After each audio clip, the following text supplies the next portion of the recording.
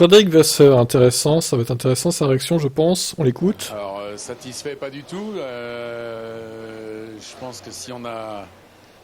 Hier, on avait plutôt un bon rythme en qualif. Là, on était largement devant Aston et Mercedes. Et aujourd'hui, c'était le contraire en course. Donc, il faut qu'on comprenne pourquoi on a une si grosse perte entre les deux par rapport à la concurrence. Je dirais que c'était plutôt pas trop mal en début de course, surtout pour Charles qui a réussi à remonter de 12 à 6.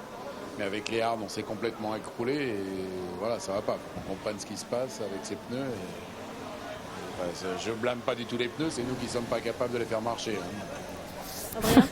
CD, tu l'as dit, Fred, c'est un circuit totalement différent par rapport à Bahreïn.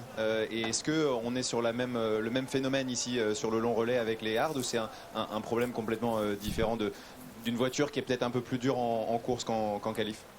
Non, je pense pas que ça vienne spécialement du pneu en lui-même ou du type de course, c'est qu'on n'arrive pas à faire fonctionner le pneu de notre côté châssis, sur le rythme de hard, parce qu'on est plutôt 3-4 dixièmes devant Mercedes et Aston en qualif sur un tour, et tout le monde pousse. Et quand on se retrouve en course sur le premier stint, je pense qu'on est plutôt dans le match, voire un peu mieux qu'eux. Et avec le deuxième type de pneu, on est complètement à côté de la plaque. Donc, voilà. Sans le safety car, peut-être que les Mercedes étaient atteignables? Sans if et tout, je fais pas la course comme ça, moi. Donc voilà, on est derrière. À nous de comprendre et de corriger. Merci Fred. Merci Frédéric. Ouais, il est pas langue de bois, hein, comme Binotto, au moins il dit les termes, il dit ce qui va pas, donc c'est de toute façon de l'honneur à Vasseur.